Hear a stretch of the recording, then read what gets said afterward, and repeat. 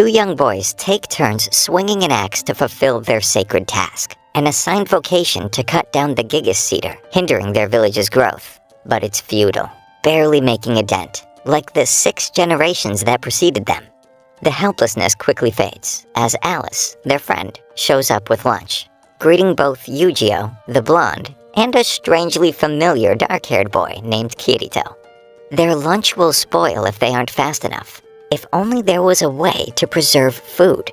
Kirito has a brain blast, coming up with an ingenious way to preserve Alice's pie by making it cold, and probably uncomfortably moist using his knowledge of cold salted meat. They just need some ice, which should be no problem in a feudal kingdom lacking the technology to cut down a single tree. They remember a legendary hero who found himself in an ice cave while chasing the dragon guarding the border to the Dark Territories. As long as they don't cross the border, they can avoid breaking the rules detailed in the Taboo Index. Upon reaching the cave, they find enough ice to last the village a lifetime. But something's off. They find the blue rose sword and bones of the ice dragon surrounding a hoard of treasure. There was nothing in the legend about the dragon's death. After gathering as much ice as they can carry, they realize there are multiple paths. Having forgotten which one they came in through, they choose one that leads to the Dark Territory. They hear the sound of battle and spot an Integrity Knight fighting a knight from the Dark Territory while riding dragons. The Integrity Knight cuts down the Dark Territory Knight, and he drops out of the sky, landing a few meters from the children, reaching out as if asking for help.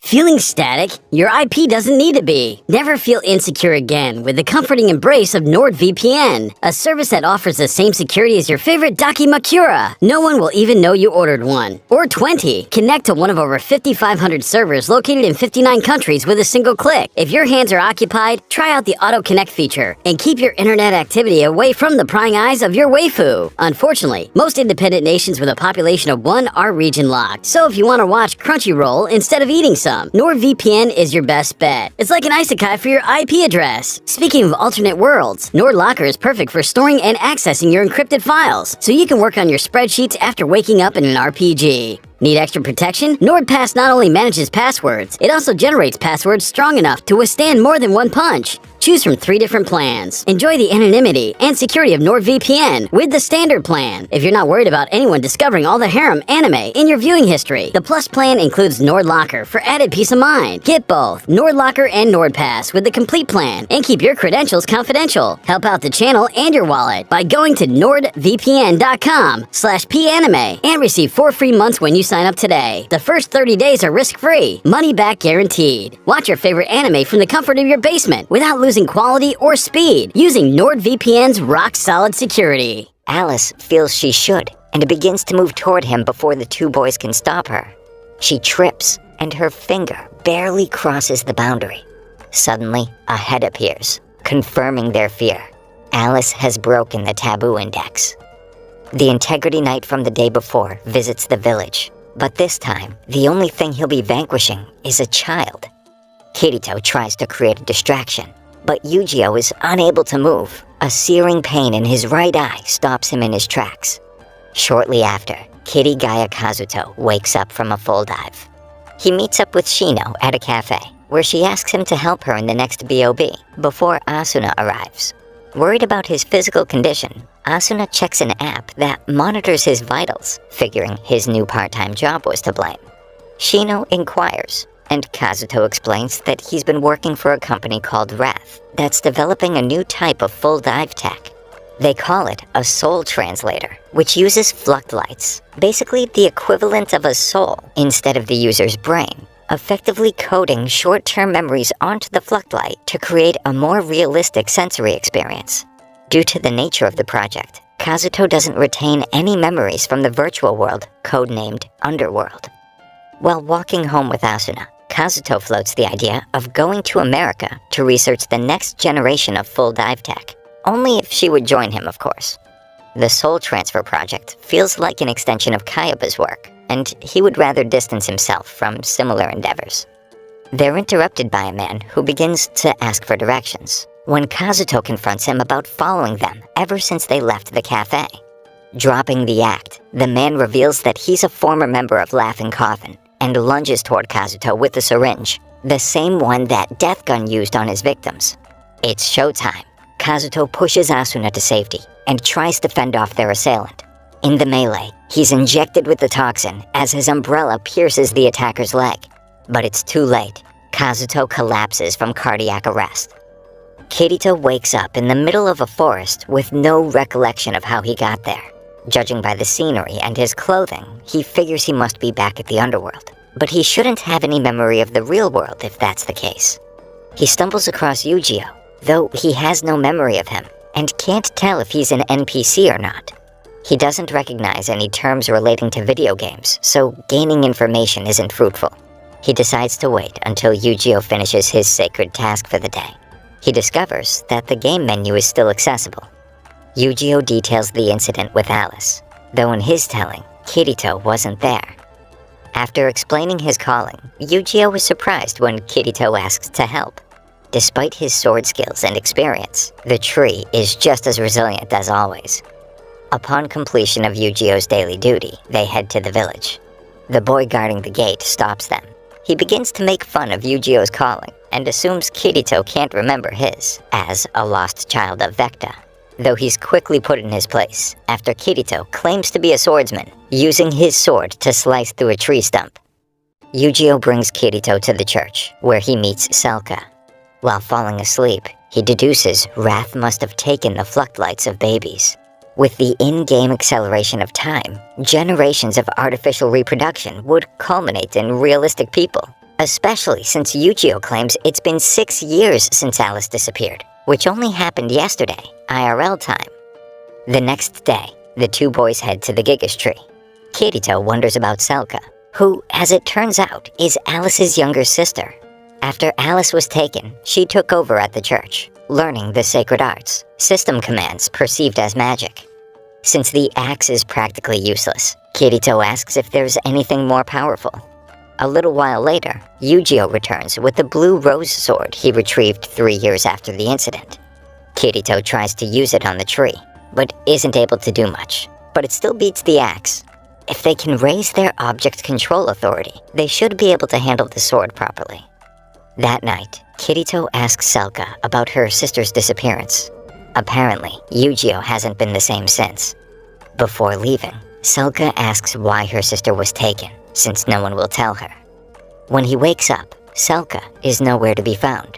Yu-Gi-Oh immediately deduces she must have gone to the cave where Alice broke the taboo index. The two hurry after her. They hear screams from inside the cave, and discover she's been abducted by goblins.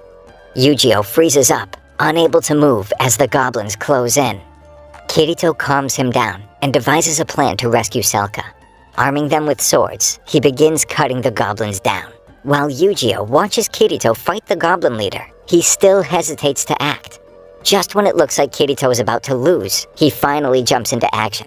He distracts the leader long enough for Kirito to recover, though he receives a grievous injury.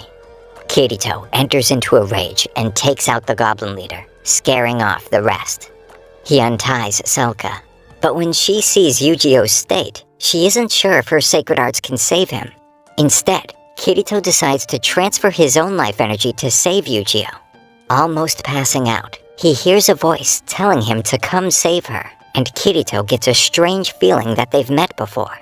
He asks Yu-Gi-Oh about it the next day. After the battle, Kirito's skills are high enough to swing the blue rose sword. Yu-Gi-Oh wants nothing more than to save Alice, and asks him to train him. After some time, their sword skills are high enough to fall the tree, as Yu-Gi-Oh lands the final blow. Since Yu-Gi-Oh has successfully completed his calling, he gets the chance to choose a new one. He vows to become a swordsman like Kirito, and travel to the capital to save Alice.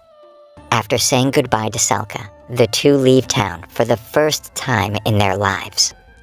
In the real world, following the attack on Kazuto's life, Asuna and his family are told that he may have permanent brain damage and is in a coma.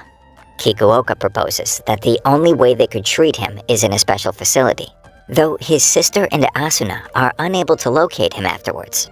They discuss the situation with all their friends and conclude that they must be using the new soul translator tech. Tracking his heart monitor, Asuna gets a ride from Klein to the last location, but it's a dead end. There's a helipad, and now that he's out of range, he could be anywhere. Their best bet is looking into Wrath.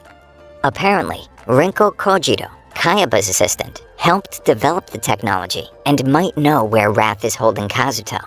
After receiving an email, she decides it's time to pay a visit to their secret base in the middle of the ocean, bringing her assistant with her.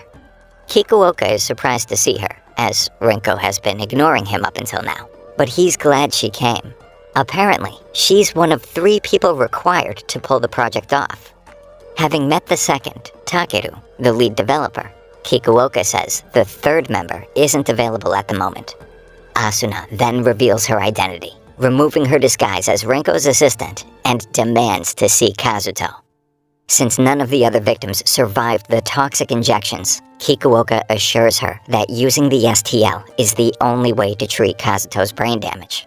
They already know that the soul transfer tech can contain souls in what they call fluctlights. But to what end?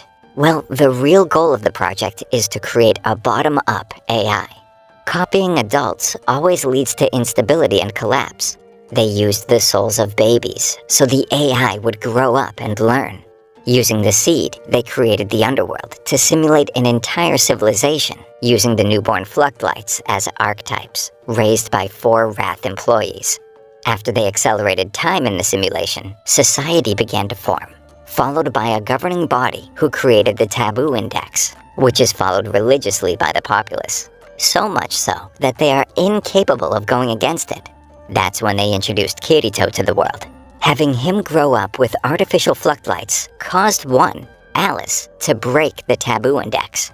They needed someone with years of experience living in VR worlds, so naturally they decided to use Kirito to investigate how these laws came about and why it's nearly impossible for the artificial fluctlights to break them. Kirito and Yujiro spent the next 2 years in the underworld honing their sword skills. They successfully enroll in the Sword Mastery Academy, an integral part of becoming an Integrity Knight. Once they achieve that status, it allows them entry into the Central Cathedral and a chance to save Alice. In the underworld, there are only 3 stats: Life, Object Control Authority, and System Control Authority. They work like in most other games. But there's a twist. The strength of one's mental image and the confidence in their abilities grants power beyond mere numbers. A few days later, Kirito spars with his mentor, Lina. She calls him out on holding back the true potential of his sword style. She chose to train him because she also uses an unconventional style. Over the past few years, her confidence in herself has grown. As the second sword seed, she's never been able to beat the first sword seed, Levantaine. But she may have what it takes, now that she doesn't regard her own style as inferior. He promises to show her the true nature of his sword style as a graduation present the next day. Yujiro and Kirito visit an artisan they contracted to craft a sword cut from the tip of the Gigaseeder's trunk, where most of its energy was concentrated. The smith can barely lift the sword, let alone wield it, so he offers it free of charge if Kirito can. Not only can he unsheath it, he even takes a swing. Impressed, the smith honors his word. Despite the rules against practicing on a day of rest, Kirito decides to try out more advanced sword skills he hasn't been able to use thus far. During a 5-strike combo, he's thrown off balance and flings mud onto the uniform of the first sword seed. Levantaine looks the other way regarding practicing on a day of rest, but not for soiling his uniform. He challenges Kirito to a duel using real swords. Requiring consent from both parties, Levantaine proposes a first strike match, as opposed to stopping short, whereby the swordsman doesn't follow through. Despite his master's warnings, Kirito accepts the terms, as he's the one being punished. Lina informs him of the Levantaine family motto. They believe that drawing the blood of their enemy allows them to absorb their strength. This isn't his first battle fought with real swords. Kirito sees this in action when they begin their duel. It becomes clear that his power doesn't come from his stats alone. Levantaine draws on the power he believes courses through his family's veins, enveloping him in illusory flames, allowing him to use sword skills. He immediately lunges toward Kirito, who has a few tricks of his own. blocking the strike and locking blades. Kirito refuses to lose, like always, and uses the power of friendship and teenage angst to increase his own, using Levontaine's technique against him. His sword glows, infused with golden light. His resolve causes the blade to grow and turn blue with the power of the demon tree behind him. He attacks the first seat.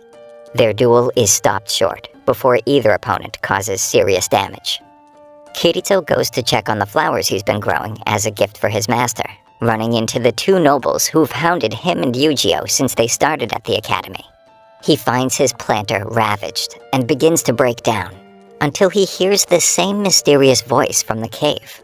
He learns that simply knowing system commands isn't the only way to change the world around him. Using his imagination and tapping into the life force of the flowers, he's able to resurrect them, discovering that the technique used in battle isn't reserved for destruction. Kirito's master realizes that believing her unique style was inferior was the reason she could never beat Levantaine. But after watching her page's duel, she's confident she can beat the first seat, regardless of technique. During the final examination, she finally wins against the first seat, snapping his practice sword in half. She graduates as the top swordsman in her year. Yu-Gi-Oh and Kirito are promoted, now having their own pages to train. They're not the only ones. The nobles that have been bullying them have been promoted too. Kirito explains how to use one's imagination or will to effectively alter themselves or parts of the world. While attempting to unlock this ability, the two nobles, now first and second seat, focus their attention on Yu-Gi-Oh after witnessing Kirito give his master the flowers they destroyed. Umber, the second seat, antagonizes Yu-Gi-Oh. He loses to Yu-Gi-Oh in a duel, despite Rios ending it short and calling it a draw. A few days later, Yu-Gi-Oh wonders why they haven't retaliated. Kirito reasons they would be breaking the rules if they attacked fellow students, though he worries they may be looking for a loophole in the taboo index. The next day, they have a picnic with their pages, learning that there are ranks within the noble class as well. The lower-ranking ones are aristocrats in name only. Their pages relay the terrible treatment of their friend, a fellow page, following Yu-Gi-Oh's duel with Umber. Kirito explains that even if something doesn't go against the taboo index, it doesn't make it right. There are things that no one should ever subject a fellow human to, regardless of loopholes in the law. Later, the two confront the nobles about the treatment of their pages, but get nowhere, as the nobles play dumb and claim that they aren't technically breaking the rules. Afterwards, Kirito expresses his suspicions that the matter isn't over. They must be planning something. Yu-Gi-Oh's page, Tease, confesses that she is terrified at the possibility of marrying a noble who abuses their position of power. Soon after, Yu-Gi-Oh and Kirito's pages are late for the first time. Fearing the worst, Kirito slips out the window to investigate, when Umber's page, Franika, knocks on the door. Apparently, after refusing to go along with his abusive and perverse orders, the two pages went to confront the sadistic nobleman. Yu-Gi-Oh races to their room to find both his and Kirito's pages tied up on the not-so-nobleman's bed. They claim that it's within their right to punish them however they deem fit. Yu-Gi-Oh is stopped in his tracks after being given an order, unable to move. His right eye starts flickering red, sending a sharp pain throughout his whole body, just like the day he tried to stop the Integrity Knight from taking Alice. Yu-Gi-Oh refuses to allow such scum to violate the innocent. His right eye bursts, breaking the seal, and he severs Umber's arm.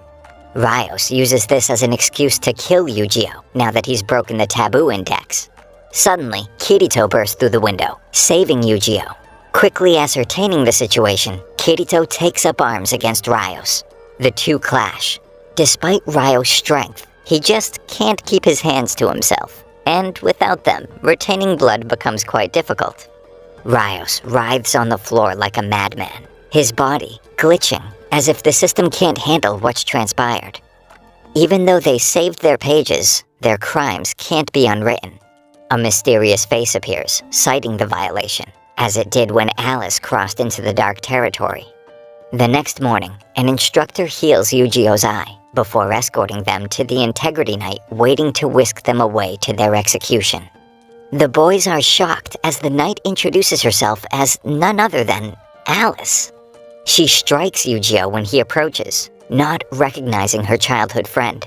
Their pages come to see them off, returning their swords and thanking them one last time as they're flown to the central cathedral, chained to a dragon. At the facility, Asuna runs into a robot after visiting Kazuto. It turns out that they're trying to create a physical vessel to hold a Fluctlight, making it easier for the AI to pilot and look more human. Back in the underworld, Yu-Gi-Oh and Kirito discuss Alice's new condition and whether the voice in the cave was really Alice. They figure out that since they can still inspect the durability of items, and since their chains have the same object authority, theoretically, they should be able to break each other's. Hypothesis confirmed. It's time for a jailbreak. They find themselves outside on a garden terrace filled with roses. Now that they know Integrity Knights don't retain their memories, their goal changes. They have to rescue Alice and find a way to return her memories. Just when they think they're in the clear, they run into an Integrity Knight. Apparently, he's been waiting for them. It turns out he's Alice's disciple. Their chains won't help them now. The knight reveals his divine weapon, playing his hand too early. The two escapees devise a plan, but it's no use. Something's off. Yu-Gi-Oh recognizes the knight's name. As soon as they remind him of his past, an object protrudes from his forehead, most likely whatever's messing with his memories. But before they can learn anything more, another Integrity Knight fires an arrow into Kirito's foot. The two prisoners decide to book it. Kirito hears a voice directing them to a door that appears out of nowhere. A giant library lies on the other side, the door disappearing behind them. A woman greets them, introducing herself as Cardinal.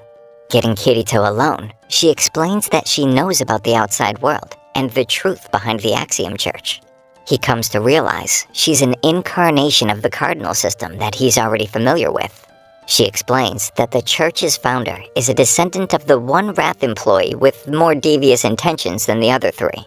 Queen Ella discovered the underlying system that formed the basis for the sacred arts. With this knowledge, she began to increase her system control authority until she had enough power and followers to start the Axiom Church. By creating the Taboo Index, she guaranteed no one could surpass her control authority. Nearing the end of her life, Queen Ella finally accessed the complete list of system commands, effectively making herself immortal. The Cardinal system was a threat to her power. Trying to gain the same authority level, she accidentally fused her Fluctlight with the system itself. After a time, Queen Ella realized that her Fluctlight memory capacity had reached its limit. She needed to devise a plan to overcome such limitations. She summoned a child, attempting to override her memories and supplant her own. Turns out it was her biggest mistake. She didn't account for potentially creating another godlike entity. The Cardinal system contains a sub-process that acts as error correction. When Queen Ella tried taking control of the girl's Fluctlight, the sub-process became contained within the woman calling herself Cardinal. After escaping to the Great Library, Queen Ella began to use the synthesis ritual to create Integrity Knights, while Cardinal sent out spies to gain allies of her own for the past 200 years. Despite this tyrannical rule over the underworld, Wrath never stepped in. Instead, they're using it as a test. The Dark Territories are set to invade the human realm, harboring Fluctlights of their own. Cardinal deemed it necessary to eliminate Queen Ella, the administrator, along with the Dark Territories, and the human ones. Despite that, she promises to save about 10 Fluctlights. Kirito agrees to help her, but he refuses to delete the entire world. He'll find a way to save as many people as possible. Cardinal explains that the prism protruding from the Integrity Knight is the key to saving Alice. They just need to secure the memories the administrator has locked away. Before they set off, she gives them 2 daggers, allowing her to cast any sacred art on whoever's flesh they pierce. They already have weapons that rival the Integrity Knights, though they still need the ability to perform perfect weapon arts by unlocking the memories and power infused into the weapon itself. With that, they set off to reach the top of the cathedral to take down the administrator and rescue Alice from her clutches. Thank you for sticking until the end. Subscribe for for more videos like this.